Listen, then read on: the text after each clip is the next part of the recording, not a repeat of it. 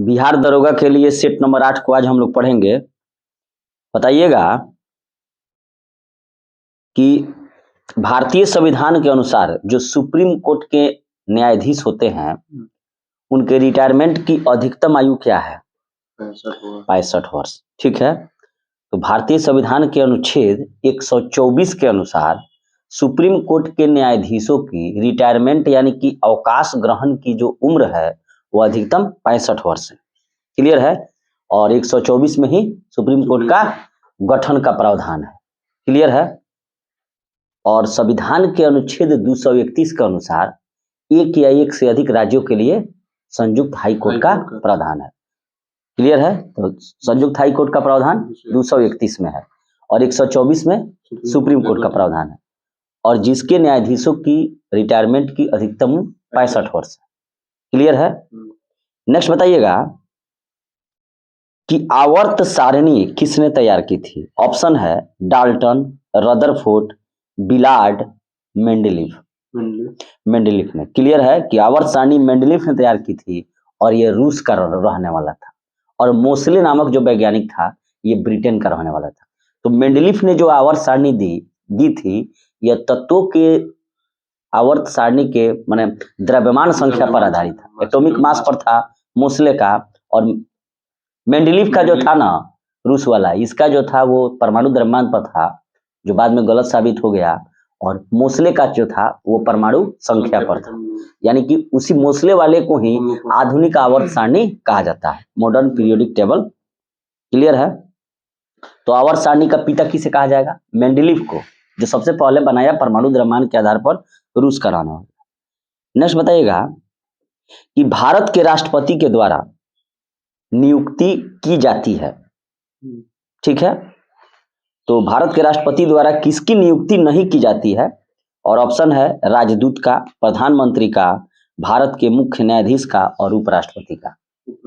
हाँ, उपराष्ट्रपति का नियुक्ति नहीं की जाती है, ठीक है, लेकिन राजदूतों का, प्रधानमंत्री का, भारत के मुख्य न्यायाधीश का, राज्यपाल का, महान्यायवादी का, जितने भी पिछड़ा वर्ग आयोग है, वित्त आयोग का, हाँ ये सब नियुक्ति राष्ट्रपति द्वारा की जाती है, लेकिन उपराष्ट्रपति का नहीं किया जाता है क्योंकि उपराष्ट्रपति जो है उसका चुनाव होता है संविधान के अनुच्छेद 63 के अनुसार और ये इसको सिर्फ शपथ ग्रहण करवाते हैं राष्ट्रपति। और उपराष्ट्रपति के निर्वाचन की व्यवस्था किस अनुच्छेद में है? अनुच्छेद 66 में है और उसके अनुसार उपराष्ट्रपति के लिए संसद के जो दोनों सदन है, चाहे वो लोकसभा हो राज्यसभा हो, इसके सभी सदस्य वोट देंगे, यानी कि निर्वाचित भी और मनोनीत भी। किसको? उपराष्ट्रपति बनाने के लिए। लेकिन वहीं अगर राष्ट्रपति का चुनाव हो तो संसद के दोनों सदस्य अर्थात लोकसभा, राज्यसभा और राज्य विधानसभा और साथ ही दिल्ली और पुडुचेरी के भी विधानसभाओं के सिर्फ निर्वाचित किए गए सदस्य मनोनीत उसमें भाग नहीं लेंगे। तो किसमें मनोनीत सदस्य भाग नहीं लेंगे? राष्ट्रपति में। और उपराष्ट्रपति में मनोनीत भाग लेंगे सिर्फ संसद के, लोकसभा और राज्यसभा के। और ये जो है उपराष्ट्रपति का चुनाव संविधान के अनुच्छेद 66 के अनुसार और उपराष्ट्रपति का पद 63 के अनुसार। क्लियर है? और वरीयता क्रम में दूसरा स्थान है, भारत के राष्ट्रपति प्रथम और दूसरा उपराष्ट्रपति। नेक्स्ट बताइएगा कि किसी भी राजनीतिक दलों की स्वीकृति राष्ट्रीय पार्टी के रूप में कौन देता है? चुनाव आयोग, इलेक्शन कमीशन, और जिसका उल्लेख जो है अनुच्छेद 324 से लेकर 329 तक है। और संविधान के किस भाग में निर्वाचन आयोग का उल्लेख है? अनुच्छेद भाग 15 में, भाग 15 में, हाँ भाग 15 में जो है निर्वाचन आयोग का उल्लेख है और अनुच्छेद 324 से 329। और इसी का कार्य है कि किसी भी राजनीतिक दल को राष्ट्रीय दल का दर्जा देने के लिए कम से कम 4 राज्यों में लोकसभा या राज्य विधानसभाओं में कुल डाले गए वैध मतों का 6% प्राप्त करना अनिवार्य है। क्लियर है? तो किसी को चुनाव का आवंटन करना हो, राजनीतिक पार्टी घोषणा करना हो, चुनाव का नियम बनाना हो, ये सारा कार्य किसका है? चुनाव आयोग का। यहाँ तक कि पर्यवेक्षण टोटली जिम्मेदारी है और बहुत ही हार्ड चीज है। जितने भी सरकारी कर्मचारी हैं, चुनाव जब होता है तो उसके दौरान वो सीधा हैंडल चल जाता है चुनाव आयोग के पास। किसी भी प्रकार की कोई गड़बड़ी पर बर्दाश्त नहीं है। अच्छा, नेक्स्ट प्रश्न आएगा कि देश का वो कौन सा राज्य है जहां पर नहर से सिंचाई सबसे ज्यादा होता है? उत्तर प्रदेश होगा। ठीक है, सिंचित क्षेत्र है, क्षेत्र कह रहा है, एरिया पूछ रहा है। पंजाब का तो एरिया तो कम है, तो सबसे ज्यादा जो है नहर से सिंचित क्षेत्र जो है उत्तर प्रदेश में है, और उसका हेक्टेयर में होगा हजार में 2482 हेक्टेयर। उसके बाद पंजाब का है 1175, आंध्र प्रदेश का उसके बाद 2429 है, बिहार का 934 हेक्टेयर है। नेक्स्ट बताइएगा कि सूफी संत ख्वाजा मोइनुद्दीन चिश्ती का उर्स कहाँ पर मनाया जाता है? अजमेर में। ये जो मोइनुद्दीन चिश्ती थे, यही किसके साथ आए थे? गोरी के साथ आए थे। तराइन का प्रथम युद्ध और द्वितीय युद्ध 1191-92 में होता है पृथ्वीराज तृतीय यानी कि पृथ्वीराज चौहान और गोरी के बीच, जिसमें तराइन के प्रथम युद्ध 1191 में तो पृथ्वीराज चौहान जीत जाते हैं, लेकिन दूसरा जो युद्ध होता है 1192 में, इसमें ये पृथ्वीराज चौहान की हार हो जाती है। तो इन्हीं के साथ जो है ये ख्वाजा मोइनुद्दीन चिश्ती आए थे, और अजमेर शरीफ में यानी कि राजस्थान में इनका दरगाह है, और ये चिश्ती संप्रदाय के प्रमुख सूफी संत थे, और मोहम्मद गोरी के साथ ये भारत आए थे। क्लियर है? नेक्स्ट बताइएगा कि भारत के सुदूर पूर्व में, भारत के किस दिशा में? सुदूर पूर्व में कौन सा देश है जो सर्वाधिक लंबी सीमा भारत के साथ बनाता है? हाँ, म्यांमार यानी कि बर्मा। क्लियर है कि भारत के सुदूर पूर्व में म्यांमार सर्वाधिक लंबी सीमा बनाता है, और पूर्वोत्तर राज्यों में म्यांमार की सीमा 1643 किलोमीटर है। ठीक है, और इस तरह अगर देखा जाए तो भारत के साथ सबसे ज्यादा स्थलीय सीमा बांग्लादेश लेता है। क्लियर है? बांग्लादेश की राजधानी का नाम ढाका है, मुद्रा का नाम टका है। क्लियर है? और भारत एवं बांग्लादेश के बीच ही फरक्का विवाद है, जो गंगा जल बंटवारे से संबंधित है, और सर क्रीक विवाद भारत पाकिस्तान के बीच गुजरात के कच्छ में है। क्लियर है? सिलेट किसका रूपांतरण है? इसका ट्रांसफॉर्मिक रूप है सिलेट। सिलेट सैल का है, सैल जो है वह सिलेट में रूपांतरित होगा। स्लेट सैल का रूपांतरित रूप है, और चूना पत्थर संगमरमर में बदल जाएगा। ये सब क्या है? ट्रांसफॉर्मिक यानी कि रूपांतरित चट्टानें हैं, जो आग्नेय एवं अवसादी चट्टानों के रूपांतरण समझती है। जैसे ग्रेनाइट किस में बदल जाएगा? नीस में, और ग्रेनाइट क्या है? आग्नेय है, और ये रूपांतरित होकर नीस बनाएगा। सैल क्या बन जाएगा? सिलेट बन जाएगा, और चूना पत्थर यानी कि लाइमस्टोन संगमरमर बन जाएगा। क्लियर है? सिंधु नदी की लंबाई लगभग उतनी ही है जितना ब्रह्मपुत्र नदी की, और यह कौन सी नदी है? ऐसी कोई नदी नहीं है। सिंधु नदी की लंबाई देखा जाए तो 2880 किलोमीटर है। क्लियर है? और जबकि ब्रह्मपुत्र नदी की लंबाई 2900 किलोमीटर है। और देखिए, ब्रह्मपुत्र, सिंधु और सतलज ये सब हिमालय पूर्व की नदियां हैं। इसका मतलब यह है कि हिमालय की उत्पत्ति होने से पहले से ये बह रही हैं। तो कौन कौन सी नदियां जो है जो हिमालय से पूर्व की हैं? सतलज और ब्रह्मपुत्र। हाँ, तो इसका ट्रिक है बसीस। क्या है? बसीस, यानी कि ब से ब्रह्मपुत्र, सी से सिंधु और स से सतलज। ये सभी नदियां पूर्वगामी नदी भी से कहा जाता है, जो हिमालय के पूर्व से बह रही हैं, और बाद में जब हिमालय हुआ तो इसको काट कर बह रही हैं। ठीक है? और ब्रह्मपुत्र नदी का उद्गम स्थल मानसरोवर झील तिब्बत में है, और वहां इसको सांगपो या यरलुंग जंगबो भी कहा जाता है। और जैसे जैसे बहती है, यानी कि ये तो चाइना हो गया, चाइना ही कब्जा कर लिया है ना तिब्बत पे, तो वहां मान के चलिए कि तिब्बत छोड़िए, चाइना, भारत और बांग्लादेश में बहती है, और ये सिंधु सतलज है, ये चली जाती है सब पाकिस्तान में। क्लियर है? भारतीय संविधान के अनुसार राज्य का कार्यकारी अध्यक्ष कौन होता है? ध्यान से सुनना है, यहाँ राज्य का मतलब सरकार है, स्टेट नहीं है। हाँ, भारतीय संविधान के अनुसार राज्य का कार्यकारी अध्यक्ष कौन होता है? केंद्र सरकार। हाँ, राज्य देखिए सरकार में जहां प्रयोग कीजिएगा राज्य आएगा। तो भारतीय संविधान के अनुसार राज्य का जो कार्यकारी अध्यक्ष होता है वह राष्ट्रपति होता है, और अनुच्छेद 53 के अनुसार संघ की कार्यपालिका शक्ति राष्ट्रपति में निहित होती है, यानी कि राष्ट्रपति के नाम से ही सारे कार्य किए जाते हैं, और राष्ट्रपति इन अपने अधिकारों का प्रयोग अपने अधीनस्थ कर्मचारियों के माध्यम से करता है, जैसे प्रधानमंत्री या मंत्री परिषद, IAS OAS जो है लोग। तो यहाँ पे प्रश्न था कि भारतीय संविधान के अनुसार राज्य का कार्यकारी अध्यक्ष या संघ की कार्यपालिका शक्ति राष्ट्रपति में निहित है। क्लियर है? लेकिन अगर ये प्रश्न पूछा जाए कि राज्य का वास्तविक कार्यकारी अध्यक्ष कौन होगा, तो प्रधानमंत्री के नेतृत्व वाली मंत्रिपरिषद। या संघ की वास्तविक कार्यपालिका शक्ति कौन होगा, तो प्रधानमंत्री के नेतृत्व वाली मंत्रिपरिषद। अगर वही पूछा जाए कि भारत के राज्यों में जो राज्य है जहां पर राज्यपाल होते हैं, तो इसका कार्यकारी अध्यक्ष कौन होगा, राज्य का कार्यकारी अध्यक्ष राज्यपाल होगा। या और राज्य की जो कार्यपालिका है शक्ति वो किस में निहित होगी, राज्यपाल में। अगर वही पूछा जाए कि राज्य का वास्तविक कार्यकारी अध्यक्ष कौन होगा, मुख्यमंत्री के नेतृत्व वाली मंत्रिपरिषद। और राज्य का वास्तविक कार्यपालिका शक्ति किस में निहित है, तो वो हो जाएगा मुख्यमंत्री के नेतृत्व वाली मंत्रिपरिषद। क्लियर है।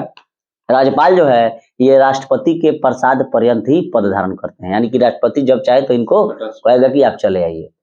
और राज्यपाल जो है वह केंद्र के अभिकर्ता यानी कि एजेंट के रूप में काम करता है राज्य में। अगर राज्यपाल को लगे कि राज्य की संवैधानिक तंत्र जो है विफल हो गया है, इसका मतलब है कि यह केंद्र सरकार के निर्देशों का पालन ढंग से नहीं कर रहा है या संविधान का यहाँ पर अतिक्रमण हो रहा है, तो ऐसी स्थिति में राज्यपाल जो है राष्ट्रपति को सलाह दे सकता है कि आप यहाँ पर राष्ट्रपति शासन लागू करें। तो जहां भी ये प्रश्न है कि राष्ट्रपति शासन, तो इसका मतलब क्या है कि वहां पर केंद्र के नियमों का अनुच्छेद 356 का प्रयोग होगा। कहाँ, राज्य में राष्ट्रपति शासन लग जाएगा। और अगर राष्ट्रीय आपात का बात किया जाए तो अनुच्छेद 352 हो गया, और वित्तीय आपात का कहा जाए तो 360 हो गया। भारत में अभी तक एक बार भी वित्तीय आपात नहीं लगा है। क्लियर है। अच्छा, नेक्स्ट बताइएगा कि लीग ऑफ नेशंस की स्थापना कब हुई थी। लीग ऑफ नेशन जी, राष्ट्र संघ। देखिए दो बना था, एक बना था राष्ट्र संघ और एक बना था संयुक्त राष्ट्र संघ। तो राष्ट्र संघ की स्थापना जो हुई थी उसे लीग ऑफ नेशन कहा जाता है। और 10 जनवरी 1920 को प्रथम विश्व युद्ध के समाप्ति के बाद अमेरिका ने बनवाया था। और देखिए कितना अथी है, खुद बनवाया अमेरिका लीग ऑफ नेशंस का राष्ट्र का, खुद उसका मेंबर नहीं बना। खुद बनवाया 10 जनवरी 1920 को कि अब जो है विश्व में कहीं भी लड़ाई झगड़ा कुछ नहीं होगा, खुद बनवा देता है और सारा नियम कानून उसमें पोछ देता है कि कोई किसी पर हमला नहीं करेगा, विश्व के सभी देश एक दूसरे से मिलकर रहेंगे, व्यापार करेंगे, हैं ये करेंगे वो करेंगे, फ्री ट्रेड पॉलिसी रहेगा, लेकिन खुद उसका मेंबर नहीं बनता। और आगे चलकर इसी का अवहेलना कौन करता है, हिटलर, और पोलैंड पर हमला कर देता है। जर्मनी का क्या नाम था उसका, हिटलर, नाजी वाला, हाँ एडोल्फ हिटलर, जिसे फ्यूहरर भी कहा जाता है। तो हमला कर देता है, तो उसके बाद लीग ऑफ नेशंस का कोई क्रियाकलाप नहीं है, ये उसको रोक नहीं पाता है। तो ऐसी परिस्थिति में 10 जनवरी 1920 को जो प्रथम विश्व युद्ध के समाप्ति के बाद राष्ट्र संघ की स्थापना हुई थी लीग ऑफ नेशंस की, उसको जो है 20 अप्रैल 1946 को भंग कर दिया गया कि भाई तू कंट्रोल नहीं कर पाए, विश्व में शांति सुरक्षा ही नहीं लागू कर पाए, तो आपका क्या जरूरत है। इसके बाद लीग ऑफ नेशंस की शक्तियां एवं कार्य संयुक्त राष्ट्र संघ को 24 अक्टूबर 1945 को हस्तांतरित कर दिया। नहीं कर रहा है लेकिन है ना, बहुत चीज है। किसको करेगा, सिपुआ पर भथुआ अटैक कर रहा है, कहाँ रोक रहा है, सिपुआ पर भथुआ चोक, बस अपना हित हो रहा है ना। ईरान को जो है परमाणु परीक्षण नहीं करने देंगे, उसको क्या नाम है यूक्रेन को नहीं करने देंगे, हैं गरीब देश से नहीं करने देंगे। नेक्स्ट बताइएगा कि भारतीय नागरिकों को कितने मौलिक कर्तव्य वर्तमान में प्रदान किए गए हैं। 11। बिल्कुल सही है कि भारतीय नागरिकों को संविधान के भाग 4 के क एवं अनुच्छेद 51 के क में मौलिक कर्तव्य प्रदान किए गए हैं। और इसको सरदार स्वर्ण सिंह समिति की सिफारिश के आधार पर 42वें संविधान संशोधन 1976 द्वारा रूस के संविधान से लिया गया है। और 86वां संविधान संशोधन 2002 के द्वारा, पहले 10 को था, 11वां ही जोड़ा गया और इसमें कहा गया कि 6 से 14 वर्ष के जो सभी बच्चे हैं उनको अनिवार्य एवं निःशुल्क शिक्षा प्राथमिक स्तर पर प्रदान करना है। ये उसके माता पिता का एवं साथ ही कोई अगर अभिभावक है तो देना पड़ेगा। क्लियर है। नेक्स्ट बताइएगा कि राज्यसभा के सदस्यों की अधिकतम संख्या कितनी हो सकती है। 250। राज्यसभा के सदस्यों की संख्या अधिकतम 250 हो सकती है, वहीं लोकसभा के अधिकतम सदस्यों की संख्या 552 हो सकती है। तो संविधान का अनुच्छेद 80 के अनुसार राज्यसभा के सदस्यों की अधिकतम संख्या 250 हो सकती है। क्लियर है। और वर्तमान में राज्यसभा में 241 सदस्य है। 12 को इसी में राष्ट्रपति मनोनीत करेगा, जो क्या बोलते हैं कला, सहकारिता या विज्ञान, खेल साहित्य से ग्रहण करते हो, और इसको नियुक्ति करने का जो मनेथी है, मनोनीत करने का, ये आयरलैंड के संविधान से लिया गया।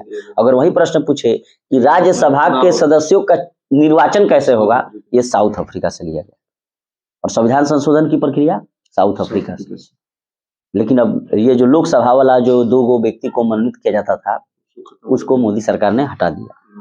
अच्छा, रेल बजट को आम बजट में वर्तमान में कब मिलाया गया है? 2017 में। क्लियर है। अच्छा, महात्मा गांधी का जन्म कहाँ हुआ था? पोरबंदर में हुआ था, गुजरात के पोरबंदर में, और 2 अक्टूबर 1869 को जन्म हुआ था। और 1889 में किसका जन्म हुआ था? जवाहरलाल नेहरू का। जवाहरलाल नेहरू का 1889 में हुआ था, और 2 अक्टूबर 1869 को गांधी जी का होता है। और यही 2 अक्टूबर को एक व्यक्ति और है, लाल बहादुर शास्त्री का। क्लियर है। और महात्मा गांधी की मृत्यु 30 जनवरी 1948 को बिरला हाउस दिल्ली में हो जाती है, वही नाथूराम गोडसे। अच्छा, सिखों के गुरुओं में गुरु गोविंद सिंह का क्रम कौन सा है? 10वां नंबर है। बिल्कुल सही है कि सिखों के 10वें एवं अंतिम गुरु गुरु गोविंद सिंह थे, और इन्होंने ही पाहुल प्रणाली की शुरुआत की। किस प्रणाली की? पाहुल प्रणाली की। और 5 चीजों को रखने का आदेश दिया। कौन? केस, कंघा, ककाड़, जो हो, कड़ा वड़ा सब। और सिखों के 10वें गुरु थे। और सिखों के प्रथम गुरु कौन थे? गुरु नानक। सिखों के 5वें गुरु कौन थे? अर्जुन देव। 9वें गुरु कौन थे? तेग बहादुर। और सिखों के 5वें अर्जुन देव एवं 9वें गुरु तेग बहादुर की हत्या मुगल बादशाहों ने कर दी। अर्जुन देव की हत्या किसने की थी? इसका ट्रिक है, जहां आरजू और अंगे, कैसे याद रखना है? हाँ, जहां आरजू औरंगे, तो जहांगीर औरंगजेब को, औरंगजेब तेग बहादुर को। तो इनका जन्म ही कहाँ हुआ? पटना में। जब इनके पिताजी जो सिखों के 9वें गुरु थे तेग बहादुर, ये पूर्व की यात्रा पर थे, मतलब इसे पूर्वोत्तर भारत, तो इसी क्रम में इन्होंने बिहार के पटना साहिब में रुके थे और यहाँ से चले गए, तो इनका जन्म हुआ। तो इसी उत्सव के रूप में जो है इनको प्रकाश पर्व मनाया जाता है। तो पाहुल प्रणाली की शुरुआत गुरु गोविंद सिंह ने की थी। खालसा पंथ की शुरुआत बैसाखी के दिन भी इन्हीं के द्वारा की गई। अच्छा, नेक्स्ट बताइएगा कि कनिष्क किस वंश के राजा थे? कनिष्क जो थे वे कुषाण वंश के राजा थे। क्लियर है। कनिष्क कुषाण वंश के राजा थे और इसी ने शक संवत को चलाया। क्लियर है। 78 ईस्वी में। और कनिष्क के शासन काल में ही बौद्ध धर्म की चतुर्थ बौद्ध संगीति का आयोजन कुंडलवन कश्मीर में हुआ था, और जिसकी अध्यक्षता वसुमित्र ने की। क्लियर है। कनिष्क जो थे इनकी 2 राजधानियां थी। एक तो थी पुरुषपुर पेशावर पाकिस्तान में, और दूसरी राजधानी इनकी मथुरा में थी। क्लियर है। और कुषाणों ने ही एक बहुत अच्छा काम किया। रोमन, चूंकि देखिए जो एरिया था इनका कनिष्क का, ये पूरा पाकिस्तान, इधर भारत में मथुरा तक, कनिष्क ने भी पटना पर हमला किया और यहाँ से मुर्गा उर्गा दार्शनिक और सिंह उठा ले गए। उधर चाइना, तिब्बत उब्बत सब भाग पर इनका कब्जा था। और इनको एक चाइना का जनरल जो था जिसका नाम था पेन चाओ, उसी ने कनिष्क को हराया था। ये भी प्रश्न पूछता है। तो कनिष्क जो थे, चूंकि रोमन जो थे वो चाइना से व्यापार करना चाहते थे, लेकिन जो रास्ता था इनका आने जाने का, सिल्क रूट, वो इनके कब्जे में था। तो रोम वाले जो थे वे अरब के व्यापारियों से उनका लड़ाई चलता था, तो वो उनसे नहीं कर सकते थे संधि, तो इसलिए इनसे संधि किए। तो महान सिल्क रूट को किसने शुरू कराया? तो कनिष्क ने। क्लियर है। देखिए, रोम यानी कि यूनानी जो थे या यूरोपीय जो थे, उनका हमेशा लड़ाई रहा है कहाँ से? अरब के व्यापारियों से। जब यहाँ वास्को डिगामा 17 मई 1498 को अब्दुल मनीद की सहायता से आया था कालीकट, तो वहां भी पहले से अरब के व्यापारी उस कालीकट बंदरगाह पर व्यापार कर रहे थे, लेकिन वे भी कोई उतने अच्छे नहीं थे। उनके द्वारा भी जो राजा था वहां का जमोरिन, उसको अच्छा से टैक्स नहीं दिया जाता था, वो भी उनसे रुष्ट था। किससे? अरब के व्यापारियों से। तो जब ये आया वास्को डिगामा, तो यहाँ पर सभी बुकों में लिखता है कि जमोरिन ने उसका स्वागत किया। क्यों स्वागत किया? क्योंकि अरब के व्यापारी तो देते नहीं थे, तो ये सोचा कि भाई आया है तो ये अच्छा आदमी होगा, देगा। लेकिन उसको क्या पता था कि हम स्वागत करेंगे तो एक दिन पूरा गोवा हुआ कालीकट सब जीत लेगा। हाँ, तो वहां पर जब वास्को डिगामा आया तो उसको आसानी से नहीं मिला व्यापार करने का जगह।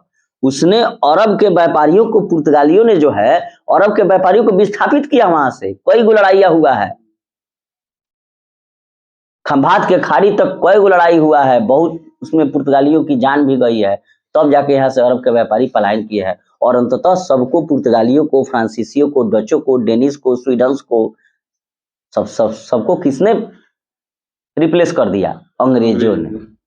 और तब जाकर पूरे भारत पर एक छत्र राज्य को स्थापित किया और 200 सालों तक यहाँ के लोगों का शोषण किया और कई क्रांतिकारियों लड़ाई लड़ी गई।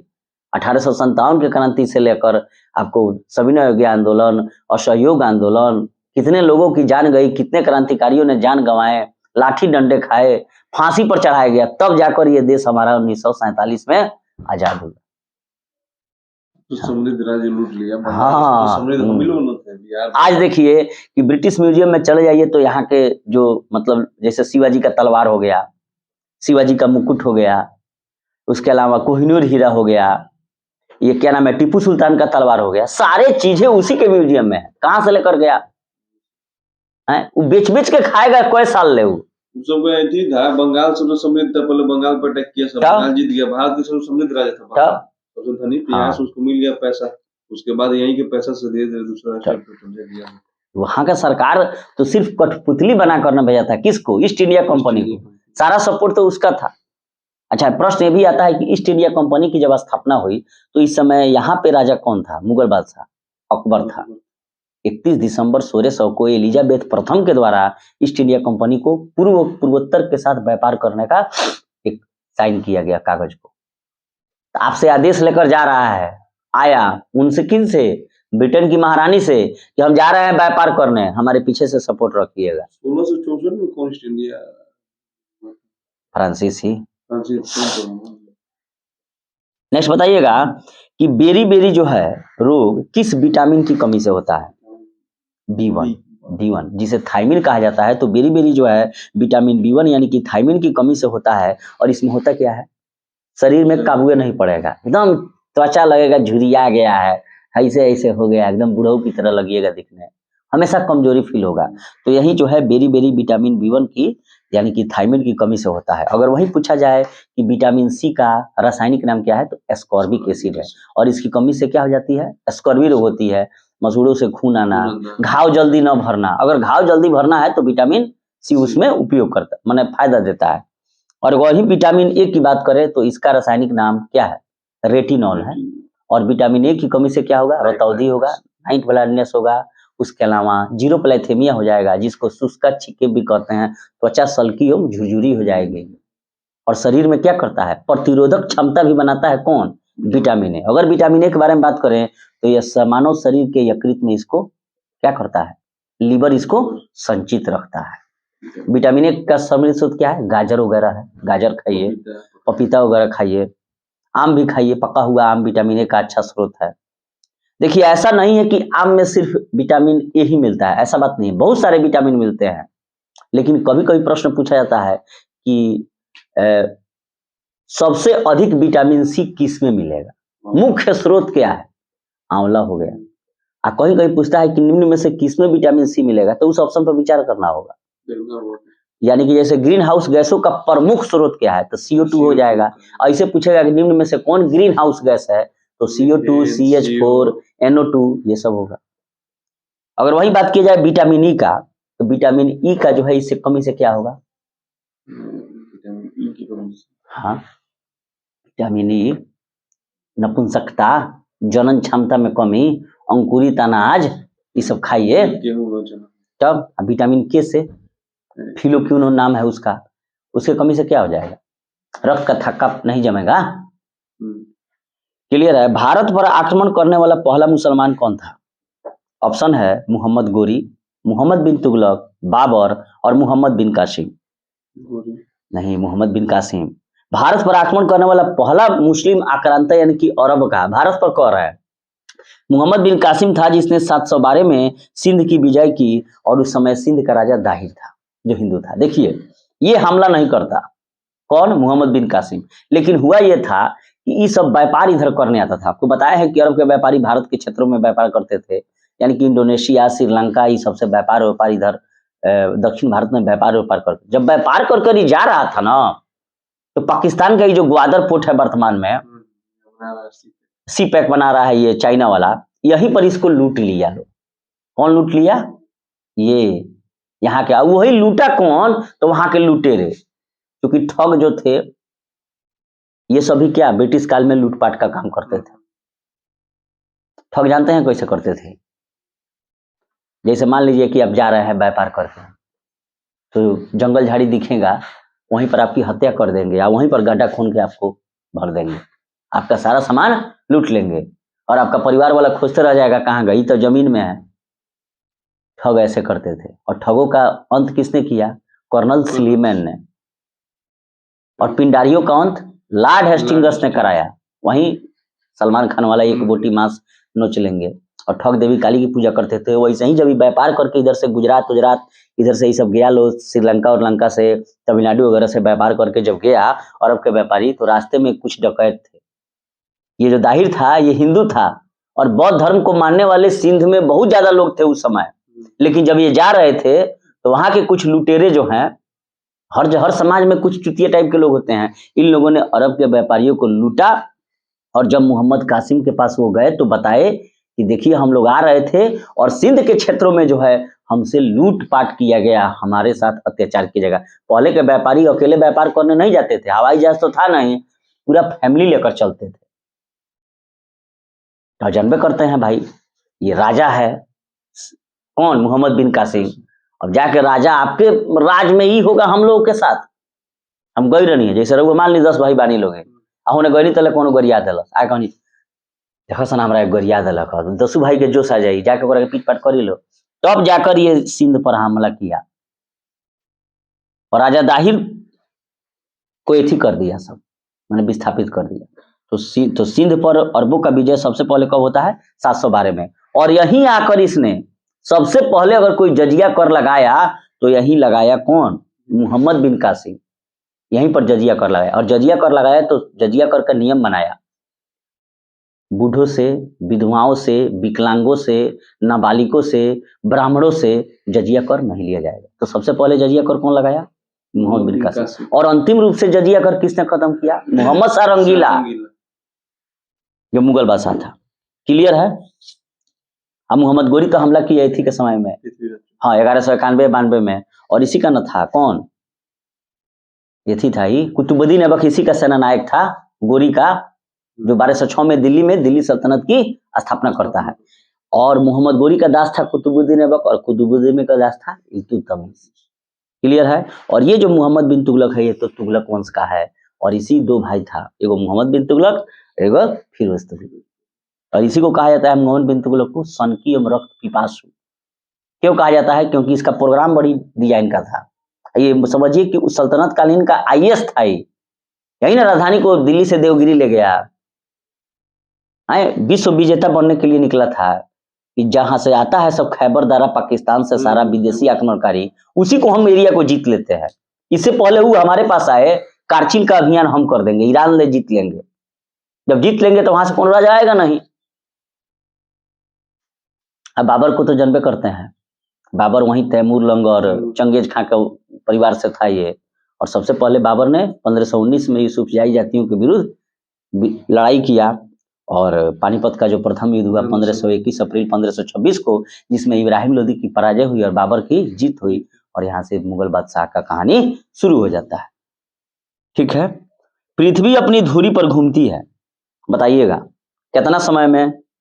23 घंटे 56 मिनट और 4 सेकंड में जो है पृथ्वी अपनी धुरी पर घूमती है। और पृथ्वी पर एक दिन की अवधि 24 घंटे की होती है। क्लियर है? ग्रह जो सूर्य की परिक्रमा करने में 88 दिन लगाता है वह कौन सा ग्रह है? बुध है।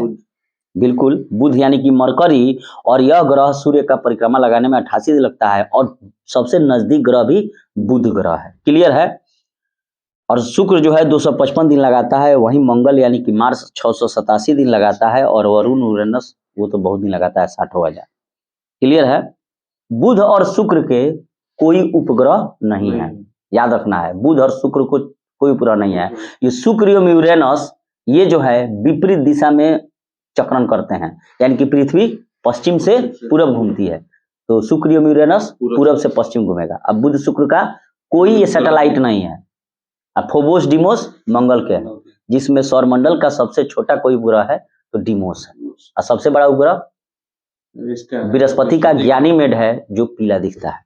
और किन दो ग्रहों के बीच क्षुद्र ग्रह पाए जाते हैं? हिंदू ग्रह बृहस्पति और मंगल एवं बृहस्पति के बीच क्षुद्र ग्रह पाए जाते हैं। और बृहस्पति में क्या है? सबसे ज्यादा ग्रेविटी है, जिसके कारण वो क्षुद्र ग्रह को अपनी ओर आकर्षित करता है। क्षुद्र ग्रह को अंग्रेजी में क्या कहते हैं? कॉमेट। हेली धूमकेतु क्या है? वो कॉमेट ना है।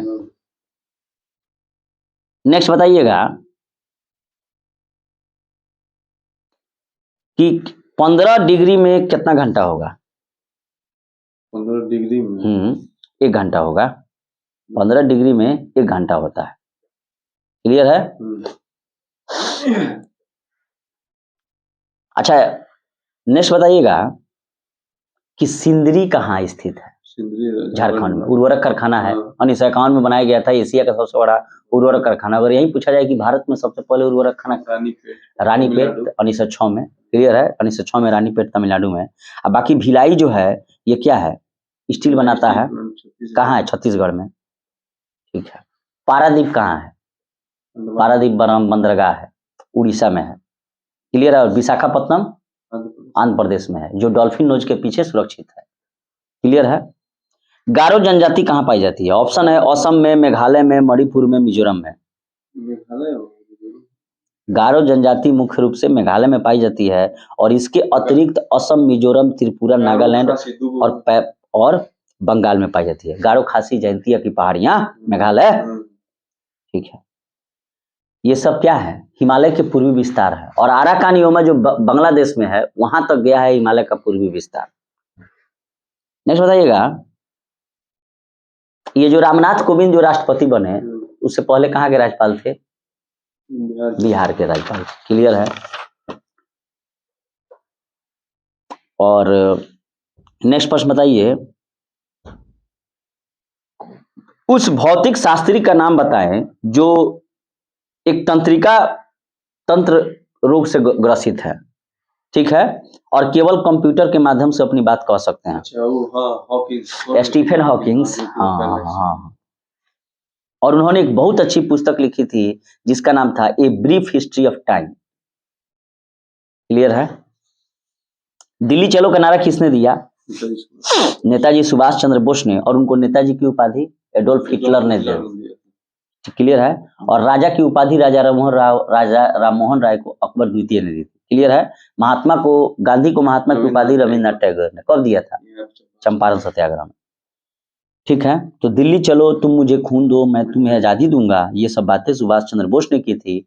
और सुभाष चंद्र बोस भारतीय राष्ट्रीय कांग्रेस के 2 बार अध्यक्ष रहे, एक त्रिपुरी और एक हरिपुरा। तो हरिपुरा कहाँ है? गुजरात में। और त्रिपुरी जबलपुर में है।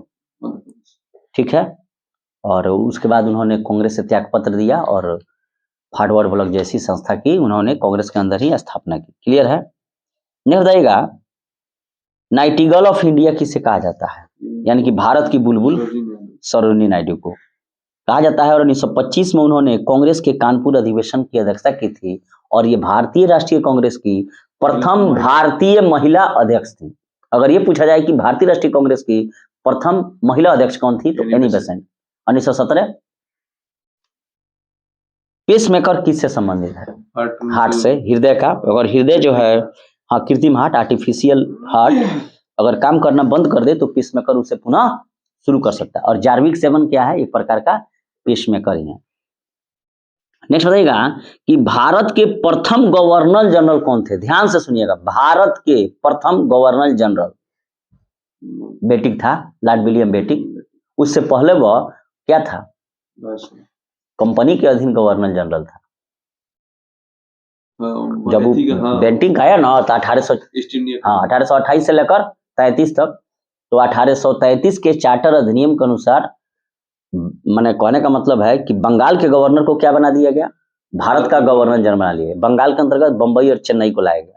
और यही वह बेंटिक है जिसके शासनकाल में अनुच्छेद 17 का प्रयोग कर राजा राममोहन राय के सहयोग से सती प्रथा का अंत किया गया। अंग्रेजी को शिक्षा का माध्यम मैकाले बना दिया और ठगों का अंत कर्नल स्लीमैन ने बेंटिक के कहने पर किया। क्लियर है? देखिए, सबसे पहले आता है बंगाल का गवर्नर जनरल, बंबई का गवर्नर जनरल और चेन्नई का गवर्नर जनरल। तो उसके बाद जब 1833 का चार्टर एक्ट आता है तो बंगाल के गवर्नर के अंतर्गत ही बम्बई चेन्नई को मिला दिया गया। और जब 1857 की क्रांति होती है तब यहाँ पर बहुत विद्रोह हो गया, क्योंकि विश्व के बहुत सारे इतिहासकारों ने किसी ने कुछ कहा, किसी ने कुछ कहा। किसी ने कहा कि भारत की प्रथम स्वतंत्रता संग्राम है और किसी ने कहा कि यह हिंदू मुस्लिमों का प्रति षड्यंत्र है। तो बहुत ज्यादा किरकिरी हुआ इनका अंग्रेजों का। तब इन्होंने सोचा कि भाई अब कंपनी शासन, कोई सारा दोष किस पर मर दिया, कंपनी पर, और शासन अपने हाथों में ले लिया। ये कौन तमाशा है, हैं? तब जाकर वहां से जो है 1857 की क्रांति के समय लॉर्ड कैनिंग था और उसको क्या किएगा, 1858 के एक्ट के अंतर्गत भारत का वायसराय बनाएगा। वायसराय का मतलब जो वहां के राजा के प्रति जवाबदेह रहेगा, और गवर्नर जनरल कंपनी के अधीन थे। तो 1857 के बाद से वायसराय बनने शुरू होते हैं। नेक्स्ट बताइएगा, अच्छा, संपूर्ण क्रांति का नारा किसने दिया था? जयप्रकाश नारायण ने। इनका जन्म कहाँ हुआ था? बिहार में सीताब दियारा, सारण में 1902 में हुआ और इनकी मृत्यु 1979 पटना में हो गई। और ये समाजवादी विचारधारा के प्रचारक थे और इंदिरा गांधी सरकार के विरोध में इन्होंने संपूर्ण क्रांति का नारा दिया। और जयप्रकाश नारायण बहुत ही मतलब लोकनायक की उपाधि इनको दी गई है और आजाद हिंद दस्ता जैसे चीजों को इन्होंने किया। नेक्स्ट बताइएगा कि सोमनाथ मंदिर को किसने नष्ट किया 1025 में? गजनवी ने, और ये भगवान शिव को समर्पित था।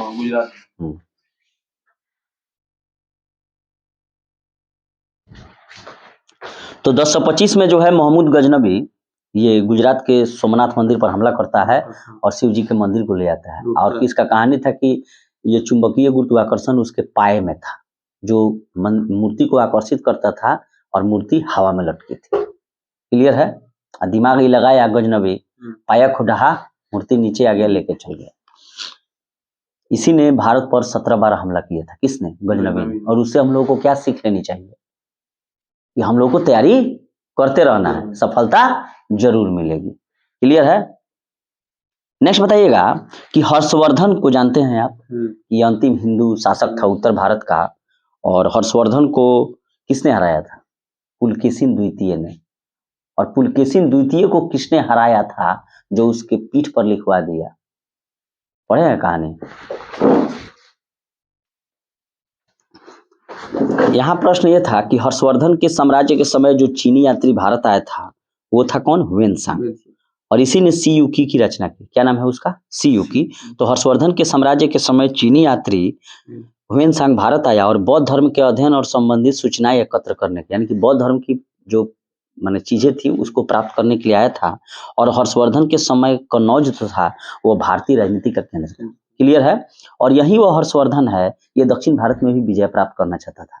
तो इसको जो है चालुक्य वंश का जो वातापी के जो राजा थे जिसका नाम था पुलकेशिन द्वितीय, और उसी पुलकेशिन द्वितीय ने इसको रोका नर्मदा नदी को पार करने से। किसको रोका? हर्षवर्धन को, कि आप नर्मदा नदी को पार करके मत आइए। तो वातापी का जो राजा था पुलकेशिन द्वितीय, उसने हर्षवर्धन को हरा दिया नर्मदा नदी के किनारे।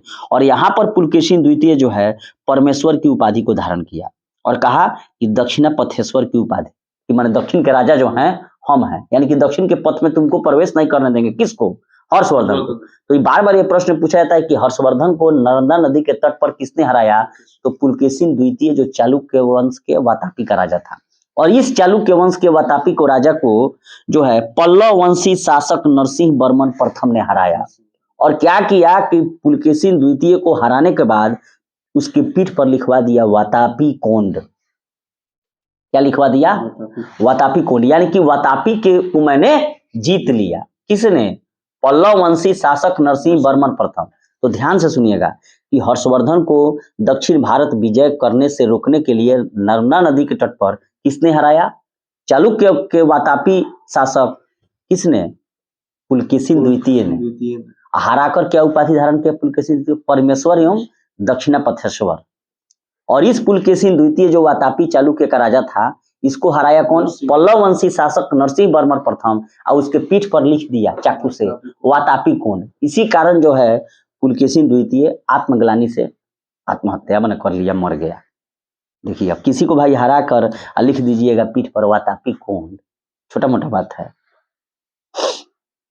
ये होल अभिलेख जो है जिसकी रचना रवि कीर्ति ने की है, ये होल अभिलेख का संबंध पुलकेशिन द्वितीय से है। और इसी ये होल अभिलेख में जानकारी मिलती है कि हर्षवर्धन को दक्षिण भारत जाने से नर्मदा नदी के तट पर पुलकेशिन द्वितीय ने रोका था। अगर ये जीत लेता तो पूरे एक छत्र भारत पर राज किसका हो जाता? हर्षवर्धन का, जो किस वंश का था? वर्धन वंश का राजा था। और वर्धन वंश की स्थापना पुष्यभूति ने की। और पुष्यभूति के बाद आगे जब कहानी बढ़ता है तो प्रभाकर वर्धन राजा उस वर्धन वंश को आगे ले जाता है। और उसी प्रभाकर वर्धन का दो बेटे और एक बेटी थी। बेटे का नाम राज्यवर्धन, दूसरे बेटे का नाम हर्षवर्धन और बेटी का नाम राजश्री। और उसी राजश्री का विवाह जब होता है तो राजश्री के पति को बंगाल जो शासक था, गौड़ शासक शशांक, वो हत्या कर देता है। अभी जो इसका जो भाई है इसको भी जाता है उसको मारने के लिए, राज्यवर्धन शशांक को काहे बनोई के मरल तेकरो हत्या कहे था। तब हर्षवर्धन जाकर उसको हराया है शशांक को। और शशांक ही है जो बोधि वृक्ष को जड़ से कटवा दिया कि हटाओ साला ई कौन धर्म है, पूरा जड़ से कोड़वा के बिक दिला। आज जो बिहार में बोधि वृक्ष है वो श्रीलंका से आया है, जो अपनी 5वीं पीढ़ी का। क्लियर है? और यही हर्षवर्धन था जिसने कुंभ के मेले का आयोजन शुरू करवाया, प्रत्येक 5 वर्ष पर जो दान कर देता था। हर्षवर्धन बौद्ध धर्म के साथ साथ हिंदू धर्म को भी मानता था, इसलिए कहा जाता है कि उत्तर भारत का अंतिम हिंदू शासक हर्षवर्धन। ठीक है? कादम्बरी, वाणभट्ट, ये सब इसी से संबंधित है। क्लियर है? भारत के राष्ट्रीय आय लेखा किसके द्वारा प्रकाशित किया जाता है? केंद्रीय सांख्यिकी संगठन। केंद्रीय सांख्यिकी संगठन की स्थापना 1951 में की गई थी। और इसी के द्वारा जो है क्या किया जाता है? राष्ट्रीय आय का लेखा कार्य किया जाता है, NSO। ठीक है?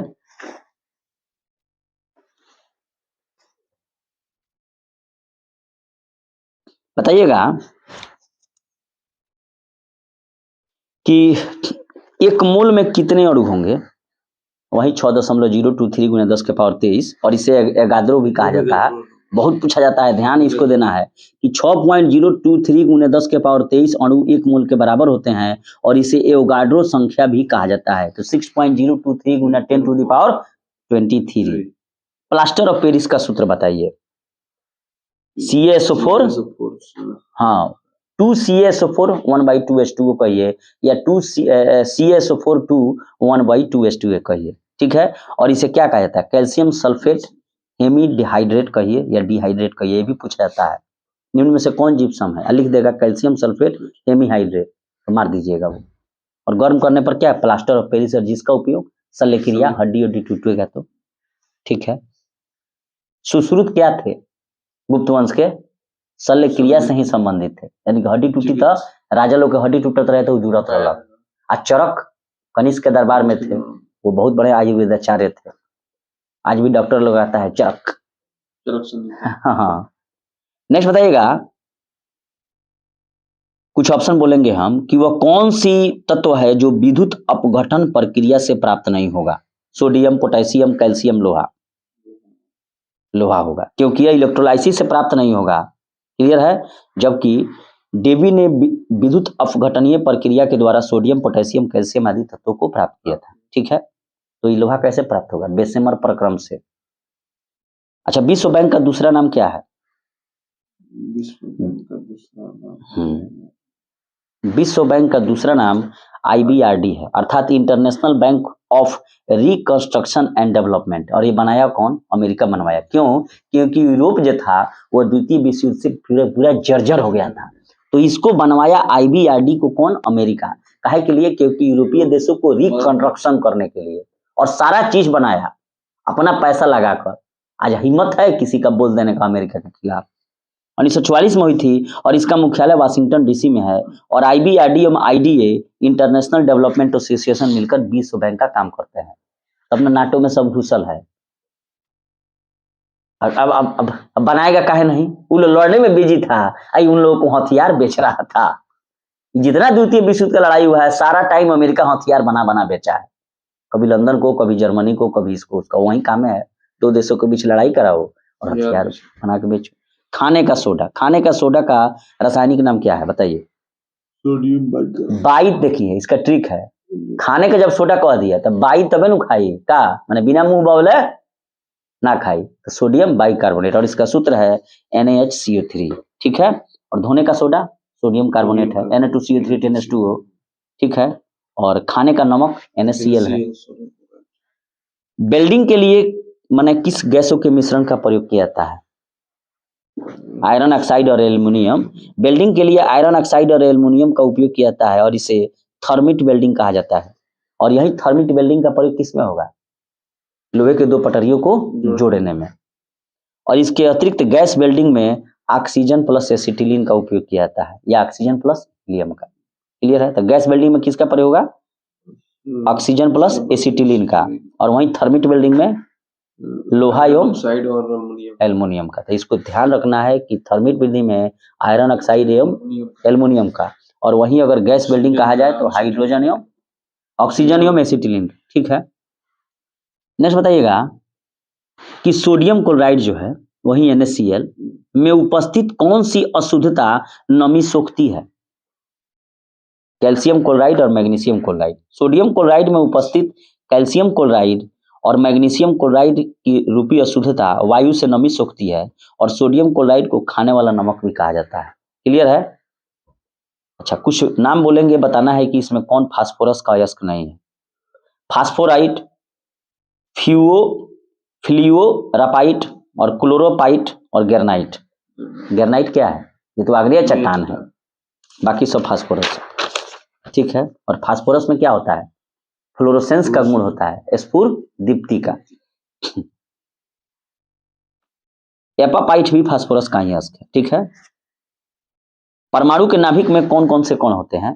प्रोटॉन न्यूट्रॉन होते हैं। बिल्कुल सही है। प्रोटॉन पर प्लस होता है, न्यूट्रॉन पर माइनस होता है। प्रोटॉन की खोज गोल्डस्टीन ने। प्रोटॉन पे प्लस होता है, न्यूट्रॉन पे माइनस होता है। अच्छा सॉरी, कि परमाणु के नाभिक में दो कण होते हैं, प्रोटॉन एवं न्यूट्रॉन। प्रोटॉन पर प्लस, न्यूट्रॉन पर कोई चार्ज नहीं।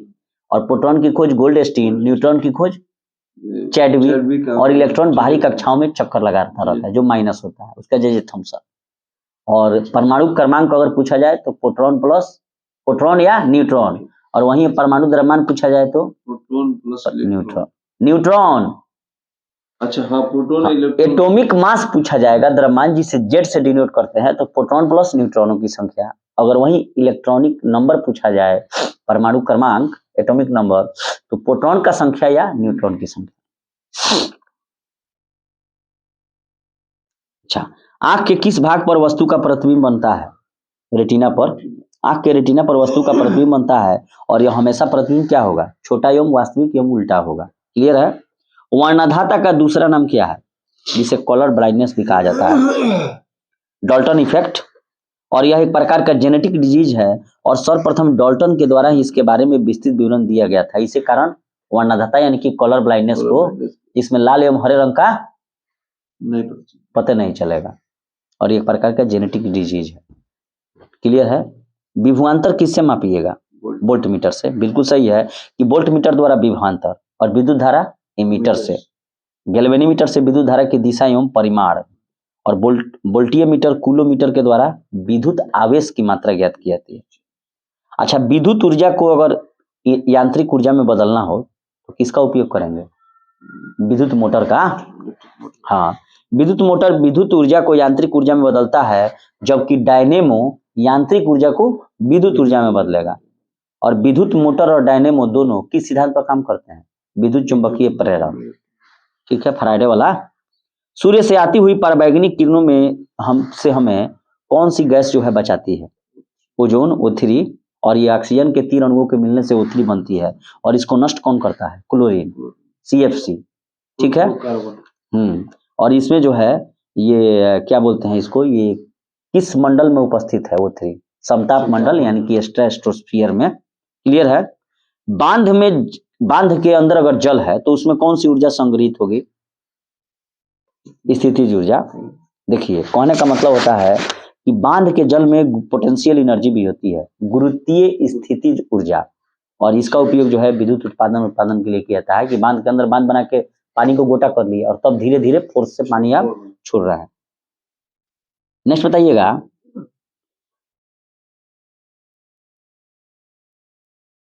कि कौन सी भौतिक मात्रा जड़त्व का मापन है?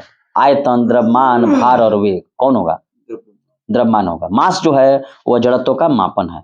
गतिज ऊर्जा का समीकरण बताइए। 1/2 mv स्क्वायर, काइनेटिक एनर्जी बराबर 1/2 mv स्क्वायर। यह अच्छा, किसी वस्तु में गति के कारण ही गतिज ऊर्जा होगी, और ये वस्तु का द्रव्यमान n है और उसी चाल v प्रति मीटर प्रति सेकेंड है, तो उसकी गतिज ऊर्जा 1/2 mv स्क्वायर हो जाएगी। अच्छा बताइएगा, विश्व का सबसे बड़ा दूरदर्शी कहाँ पर है? टेलीस्कोप मैक्सिको में है।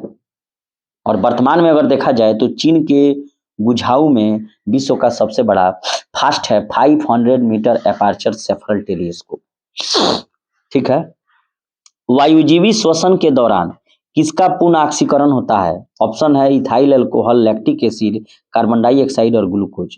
ग्लूकोज का होगा कि वायुजीवी श्वसन के दौरान ग्लूकोज का पूर्ण ऑक्सीकरण होता है। और श्वसन एक प्रकार का क्या है? मंद दहन का उदाहरण है। ठीक है, मंद दहन। अब फास्ट दहन का उदाहरण कौन होगा? माचिस जलाइए, फास्ट है। बम भड़का दीजिए, ये सब क्या है? फास्ट हो जाएगा। हाँ, फास्ट कम्बस्टन। ठीक है। हाँ, माचिस जलेगा सर्द जल जाएगा। नेक्स्ट बताइएगा कि रक्त का कौन सा घटक शरीर के अंगों को ऑक्सीजन पहुंचाता है? रक्त plasma, WBC, RBC, thrombocyte. RBC होगा, रेड ब्लड सेल, इरिथ्रोसाइट, और यही जो है ना लाल जो माने ऑक्सीजन का परिवहन करता है, कौन इसे परिवहन करेगा? Haemoglobin, HGB। क्लियर है। और हीमोग्लोबिन के कारण ही रक्त का रंग लाल होता है। रासायनिक तत्वों के दूसरे तत्वों से योग करने की क्षमता का पता कैसे लगाइएगा? परमाणु भार से, परमाणु नंबर से, तुल्यांक भार के, संयोजकता से। संयोजकता से। रासायनिक तत्वों के दूसरे तत्वों से योग करने की क्षमता का पता संयोजकता से लगा सकते हैं। अच्छा, पाचित भोजन में विषालु पदार्थों का अवशोषण कौन करेगा? लीवर करेगा कि पैंक्रियाज करेगा कि किडनी करेगा या स्टोमक करेगा? लीवर करेगा। ठीक है। लीवर जो है पाचित भोजन में अगर कोई टॉक्सिक है तो उसके अवशोषण का पता लगाएगा। ठीक है। तो इसका मतलब क्या है कि अगर किसी व्यक्ति को विष देकर मारे हैं, जहर देकर, तो यकृत बता देगा। और हेपेटाइटिस भी यकृत का ही बीमारी है। यकृत में ही पुनरुत्पादन की क्षमता होती है, यानी कि काट के भी कर इधर उधर कोई माने, हाँ वो अपना माने उसमें कोई प्रॉब्लम हो जाए तो ठीक कर लेगा। और सबसे कम मस्तिष्क के कोशिकाओं में पुनर्योजन की क्षमता होती है। अच्छा, मूल जड़ द्वारा वनस्पतिक प्रवर्धन क्या कहलाता है? Sweet potato. और यह तना द्वारा वनस्पतिक परिवर्तन पोटैटो में होता है, समझे ना? स्वीट पोटैटो, मीठी आलू, और ये जड़ द्वारा। और इस तरह आलू स्टेम है, तना है। बिहार की द्वितीय राजभाषा क्या है? उर्दू है, और हिंदी प्रथम है। अच्छा, मुख्यमंत्री की नियुक्ति किस अनुच्छेद के अंतर्गत होती है? 164। और मुख्यमंत्री की नियुक्ति राज्यपाल द्वारा की जाती है, और वो भी कौन, कैसे किया जाएगा? बहुमत दल के नेता को। भारत के उपराष्ट्रपति का चुनाव कराने वाले सदस्य किस अनुच्छेद के अंतर्गत होंगे? 66 में। और उसमें कौन कौन शामिल होंगे? लोकसभा या और राज्यसभा के सभी सदस्य, निर्वाचित और मनोनीत। क्लियर है। नेक्स्ट बताइएगा कि मुख्य न्यायाधीश के अतिरिक्त उच्चतम न्यायालय में न्यायाधीशों की संख्या कितनी होती है? अब 33 गो हो गया है, और प्लस 1 हो जाएगा, क्या 34 गो? ठीक है। और अनुच्छेद 124 सुप्रीम कोर्ट के गठन का प्रावधान करता है। और एक या एक से अधिक राज्यों का संयुक्त अगर हाई कोर्ट हो तो 231 हो जाएगा। अनुच्छेद। भारत क्या है? एक धर्मनिरपेक्ष राष्ट्र है कि हिंदू है कि हिंदू मुस्लिम राष्ट्र है? धर्मनिरपेक्ष राष्ट्र है, यानी कि सेकुलर है, पंथ निरपेक्ष। और यह चीज संविधान के प्रस्तावना में ही लगता है। पुराने लिच्छवी राज्य की राजधानी कहाँ थी? वैशाली। पुराने लिच्छवी राज्य की राजधानी वैशाली थी, और पाटलिपुत्र मगध की राजधानी थी। नालंदा विश्वविद्यालय के लिए, और गया बोध गया महात्मा बुद्ध की ज्ञान स्थली के लिए प्रसिद्ध है। जो सदस्य लोकसभा के अध्यक्ष का चुनाव करते हैं वे कहां से होंगे? लोकसभा से न होंगे। लोकसभा के सदस्य लोकसभा के अध्यक्ष का चुनाव करते हैं, साथ ही उपाध्यक्ष का भी करते हैं। और यह संविधान के अनुच्छेद 93 के अंतर्गत लोकसभा के अध्यक्ष एवं उपाध्यक्ष का चुनाव होता है। क्लियर है। और दोनों एक दूसरे को त्याग पत्र दे सकते हैं, लेकिन जब अविश्वास प्रस्ताव इन लोगों के खिलाफ आएगा तो इन लोगों को बैठक में अध्यक्षता नहीं करना है, और साथ ही 14 दिन पहले इसकी सूचना दे देना है। और बहुमत से अगर पारित कर जाए कि हटा दिया जाए, इनको हटा सकते हैं। भारत के राष्ट्रपति जिन सदस्यों द्वारा चुने जाते हैं वे कहां से होंगे? वही लोकसभा, राज्यसभा प्लस राज्य विधानसभा, पुडुचेरी से और दिल्ली से। और इसमें सिर्फ निर्वाचित सदस्य भाग लेंगे अनुच्छेद 54 के अंतर्गत। पंचायती राज लागू किया गया कब? 2 अक्टूबर 1959 को, वहीं राजस्थान के नागौर जिला में। कौन लागू करवाया? जवाहरलाल नेहरू। और ठीक 11 अक्टूबर को आंध्र प्रदेश में। और 73वें संविधान संशोधन 1992 के द्वारा पंचायती राज व्यवस्था को संवैधानिक दर्जा दे दिया गया और 24 अप्रैल को पंचायती राज दिवस मनाया जाता है। पंचायती राज का पिता किसे कहते हैं? बलवंत राय मेहता समिति को। इन्होंने 1957 में दिया और 77 में 2 स्तरीय पंचायती राज कौन दिया? अशोक मेहता। LM सिंधवी, ये सब क्या है? पंचायती राज संबंधी से ही संगठन है सब। GBP के राय समिति, ये भी पंचायती राज से है। क्लियर है? उपचुनाव कब कराया जाता है? कभी भी करा सकते हैं उपचुनाव, ठीक है। मान जैसे मान लीजिए कोई जीत गया, उसका मृत्यु हो गया या त्याग पत्र दे दिया, तो ऐसी स्थिति में उपचुनाव कभी भी हो सकते हैं।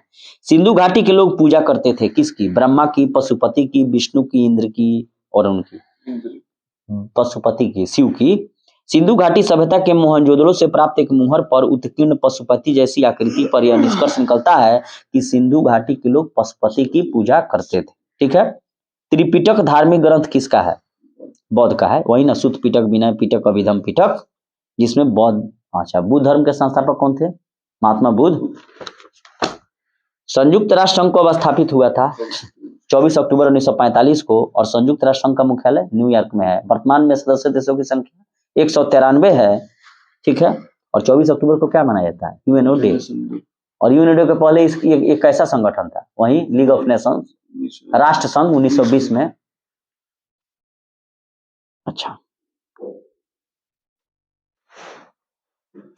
1 रुपये का नोट जो है 1994 से छापना बंद कर दिया गया था। अब कब से पुनः छापा जा रहा है? 2017 से, जब रेल को आम बजट में मिला दिया गया। पानीपत की तीसरी लड़ाई कब हुई थी? 1761 में। पानीपत की तीसरी लड़ाई 1761 में अहमद शाह अब्दाली और मराठों के बीच हुई थी और इसमें मराठों की हार हो गई थी, ठीक है। पानीपत का प्रथम युद्ध 1526 में बाबर इब्राहिम लोदी के बीच। इब्राहिम लोदी असल में ही मारा गया। और द्वितीय पानीपत का युद्ध 1526 में अकबर हेमू के बीच, जिसमें बैरम खान सहयोगी था अकबर का, और हेमू भी मारा गया, ठीक है। चंद्रगुप्त मौर्य के साम्राज्य की राजधानी कहाँ थी? पाटलिपुत्र। और मौर्य वंश के संस्थापक चंद्रगुप्त मौर्य थे, जिन्होंने अपने गुरु एवं मंत्री चाणक्य की सहायता से नंद वंश के अंतिम शासक धनानंद को हराकर मगध पर कब्जा कर लिए। नेक्स्ट बताइएगा कि राज तरंगिणी में कल्हण ने जिस राज्य का वर्णन किया है वह कौन सा राज्य है? कश्मीर है, ठीक है। राज तरंगिणी के लेखक कल्हण है, जिसमें कश्मीर के राजा के इतिहास लिखा गया है। अच्छा, श्रीवर एवं जोन राज ने भी राज तरंगिणी शीर्षक से रचना की है, कोई बात नहीं है। मुगल वंश की स्थापना भारत में कब हुई थी? 26 में, जब इब्राहिम लोदी को बाबर ने हरा दिया। और इसी साल ही दिल्ली सल्तनत का पतन भी हो गया। क्लियर है? और मुगल वंश की स्थापना हुई। नेक्स्ट बताइएगा कि अशोक किसके पुत्र थे? वही सम्राट अशोक बिंदुसार के थे। देखिए, ध्यान से सुनिए, चंद्रगुप्त मौर्य ने मौर्य वंश की स्थापना की और भारत का प्रथम चक्रवर्ती सम्राट कहलाए। उनका बेटा बिंदुसार, अशोक का राहुल कुणाल सब हुआ लोग। और वहां जो था मगध साम्राज्य की स्थापना बृहदत्त ने की थी। उसका बेटा जरासंध। आज जब भीम जी मार उड़ दिए, रामायण में अर्थ खत्म हो गया लो, तब जाकर बिंबिसार ने हर्यक वंश की स्थापना मगध पर की।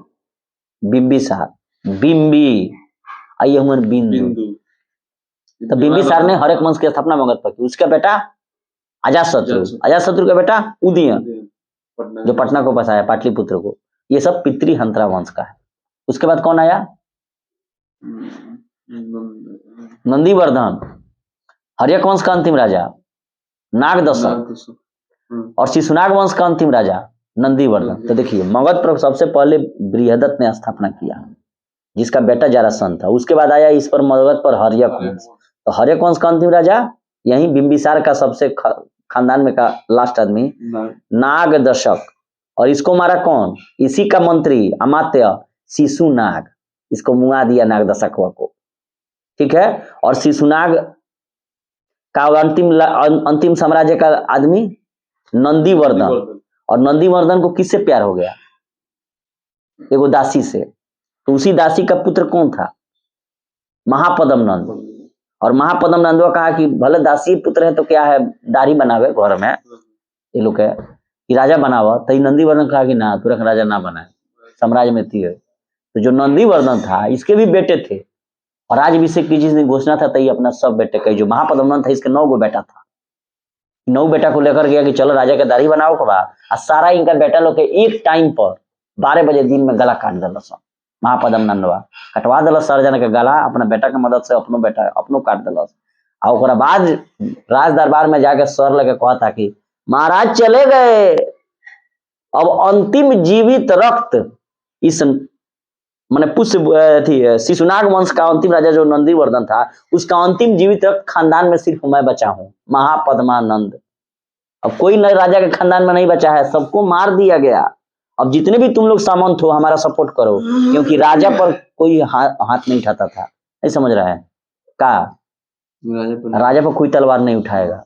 और उनके खानदान का अंतिम जीवित रक्त राजा का, मैं देखिए राजा के खानदान के लोगों को क्यों मार दिया जाता था, क्योंकि ना रहेगा बांस ना बाजेगी बांसुरी। ओकरा राजा के खानदान से कोई बाची तब लोग जाए कही कि ना राजा के खानदान में बाटे तू राज करे। तो बचल के अंतिम में महापद्मनंद, तब जाके महापद्मनंद बहुत माने क्रूर शासक था, उसी का बनाया हुआ है। सब कलिंग वलिंग सब जीत लिया था, सारा जना के हालत खराब कर दिला रहा है। क्षत्रिय नाशक था महापद्मनंद, क्षत्रिय लोगों को सबसे आगे रखता था। मैंने घर से उठवा के ले आके जितना जवान क्षत्रिय रह लो 12 बरस 13 बरस, एक के सीना में आगे पंक्ति में रखे। सेना के में जो सबसे आगे रहता है ना, सबसे ज्यादा उसी में मौत होती है। पूछिए क्यों? अटैक होगा तो जोश से ना होता है। मान लीजिए तीर पर कमान पर चढ़ाए हैं, आगे पंक्ति में क्षत्रिय को रखता था, तीरवा से छोड़ेगा मानवा तो जो आगे होगा वो कुल रहेगा, फिर प्रत्यंचा चढ़ाने में टाइम नहीं लगेगा, पहले पीछे से ही हमला कर देता है। क्षत्रिय लोगों का बड़ा एथी किया था। अब महापद्मनंद पूरा राज्य बसाया, और उसी का बेटा कौन था? धानानंद, नंदवंश का अंतिम। धानानंद भी बहुत छोटे था, वो खाली सूरा सुंदरी इधर उधर।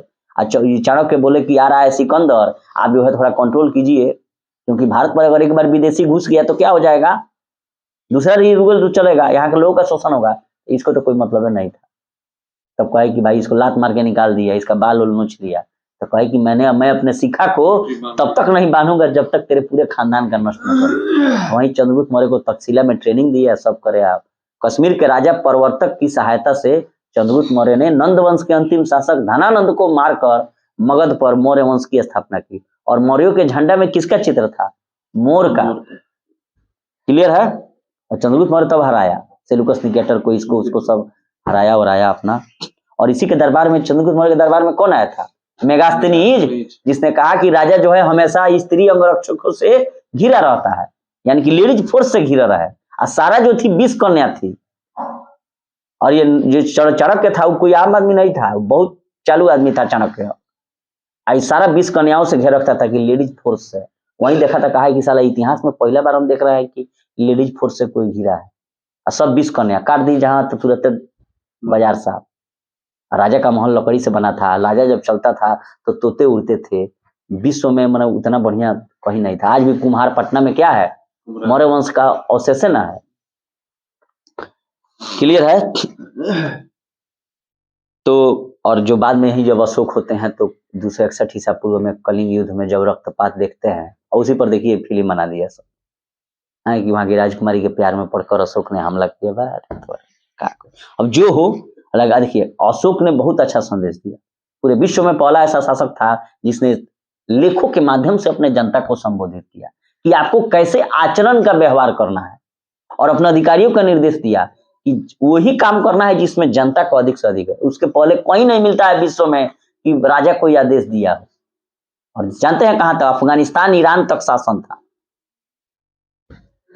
नेक्स्ट बताइएगा कि गर्म पानी के स्रोत निम्न में से कहाँ है? ऑप्शन है आरा, राजगिरी, रांची, वैशाली। राजगीर में है, हाँ गर्म कुंड है वहीं पर। और ब्रह्मा कुंड का तापमान जो है 45 डिग्री सी है। और राजगीर को क्या माना? राजाओं का घर। और यहीं पर सप्तपर्णी गुफा है, जहां प्रथम बौद्ध संगीति के आयोजन अजातशत्रु के शासन काल में महाकश्यप की अध्यक्षता में हुई थी। मध्य प्रदेश के नेपानगर में क्या है? वहीं अखबारी कागज का कारखाना है, और देश की प्रथम स्वदेशी न्यूज प्रिंट की इकाई भी है।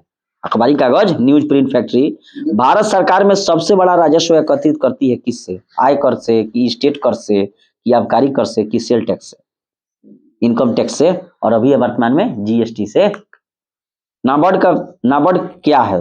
एग्रीकल्चर को हेल्प के लिए एक प्रकार का बैंक है।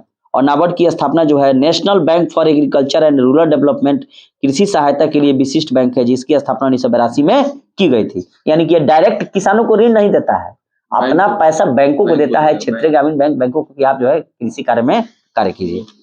नेक्स्ट बताइएगा कि भारत का कौन सा जो स्टेट है जो सिल्क उत्पादन के 50% का उत्पादन जो है स्वयं करता है? 50% तो कौन नहीं करता है, भारत में पूछ रहे हैं। कर्नाटक भी है, वो भी 34% का उत्पादन करता है, ठीक है। और विश्व में रेशम का सबसे बड़ा उत्पादक देश चीन है, और उसके बाद भारत है। और भारत में भी 34% का उत्पादन और अकेले कर्नाटक करता है। अच्छा,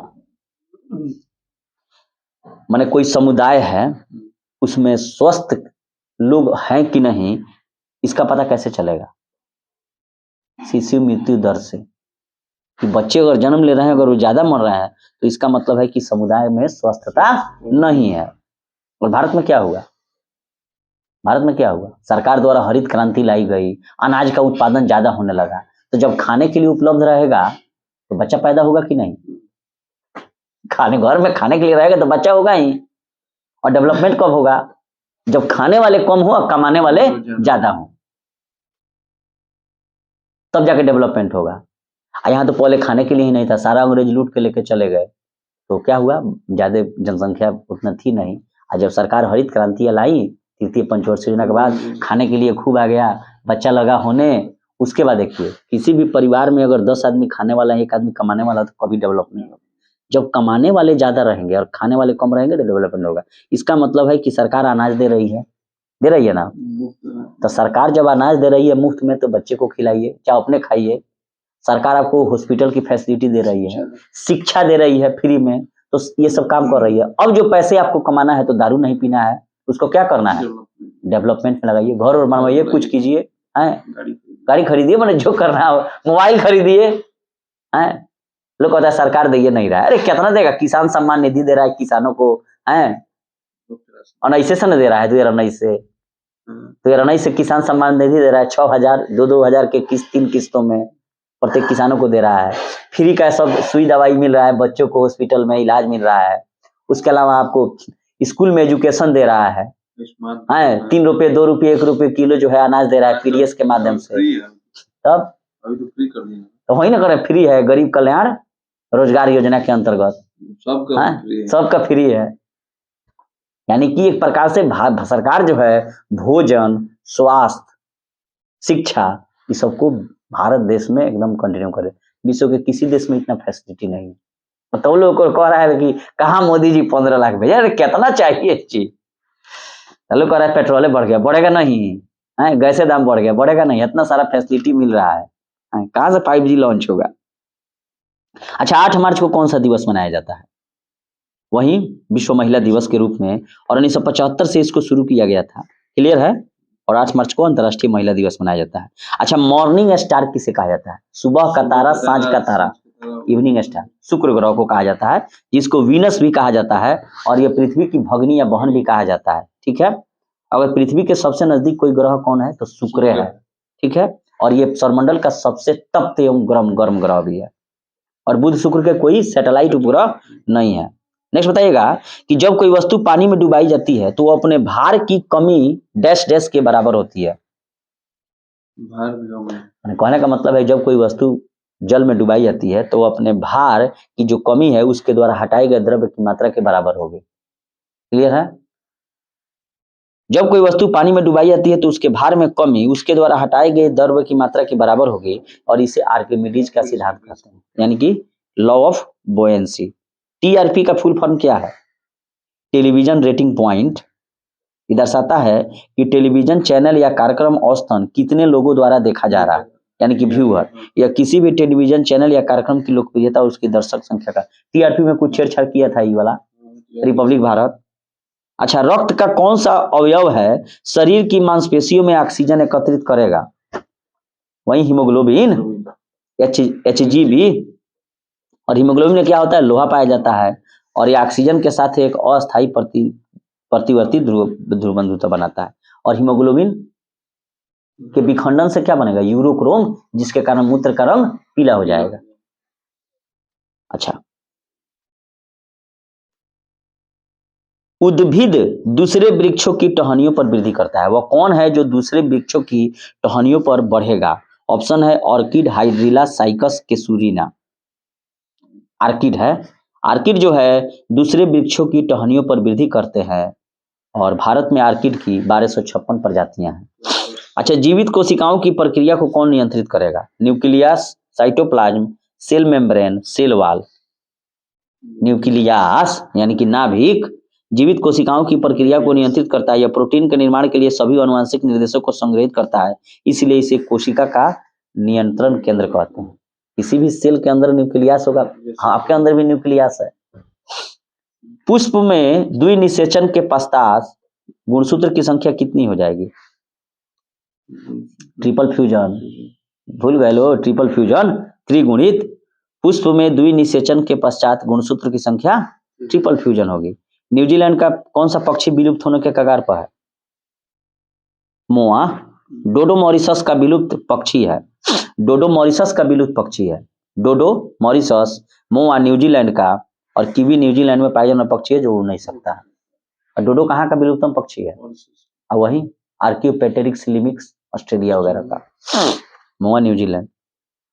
माओरी जनजाति कहाँ पाई जाती है? न्यूजीलैंड में। प्राणी कोशिका में कौन सी कोशिकांग कभी नहीं पाई जाती है? गोल्जी बॉडी, सेंट्रियोल, सेल भित्ति और माइटोकॉन्ड्रिया। सेल भित्ति नहीं पाई। सेल भित्ति, सेल वॉल कहाँ पाई जाती है? पौधों में। और जो सेल्यूलोज की बनी होती है। मानव के कायिक कोशिका में कितने गुणसूत्र होंगे? कायिक शारीरिक 46 होंगे, 23 जोड़ी। और गुणसूत्रों को मानव के आनुवंशिक गुणों का वाहक माना जाता है, जेनेटिक्स को। छड़ों की आकृति वाले गुणसूत्र के भीतर डीएनए होते हैं। अच्छा, किस जीव में फ्लैजेला पाया जाएगा? कसाब, युगलिना में। योजक कड़ी है युगलिना। पादप जगत एवं जंतु जगत की बीच की कड़ी कौन है? युगलिना है। क्या नाम है इसका? अरे, फ्लैगेलियम। अच्छा, रसोई गैस एलपीजी में क्या क्या होगा? प्रोपेन और ब्यूटेन होगा, ठीक है। और यह प्राकृतिक गैस में मुख्यतः, अगर ऐसे पूछेगा नेचुरल गैस में, नेचुरल गैस पूछेगा तो मीथेन, और रसोई गैस पूछेगा या घरेलू एलपीजी तो इसमें प्रोपेन ब्यूटेन। और क्या मिलाया जाता है कि महक होता है, जिसे पहचान हो जाए कि यहाँ गैस लीक कर रहा है? मिथाइल मरकैप्टर। क्योंकि माँ खाना बनाती है तो मौ से माँ तो मौ से मिथाइल मरकैप्टर। जल जिसमें कैल्शियम और मैग्नीशियम के घुलनशील लवण होते हैं क्या कहलाता है? कठोर जल। कैमेसक्लोना, कैल्शियम मैग्नीशियम के कार्बोनेट, सल्फेट, क्लोराइड, ये सब कठोर जल। कठोर जल क्या करता है? पानी के साथ झाग नहीं देगा। और इसको दूर करना हो तो क्या कीजिएगा? सोडियम बाइकार्बोनेट का उपयोग कर लीजिए। परम्यूटेड विधि है। क्लियर है? ठीक है। और सफेद जल के साथ झाग भी नहीं बनता है। और जल का डाई इलेक्ट्रिक नियतांक क्या है? ज्यादा है, इसलिए इसे बहुत सारे पदार्थों को अपने में घुलाने की क्षमता होती है। जल जो होता है उसका सूत्र क्या है? H2O। तो इसमें आयतन के अनुसार क्या अनुपात होगा इसका? 1:2। भार के अनुसार 1:8।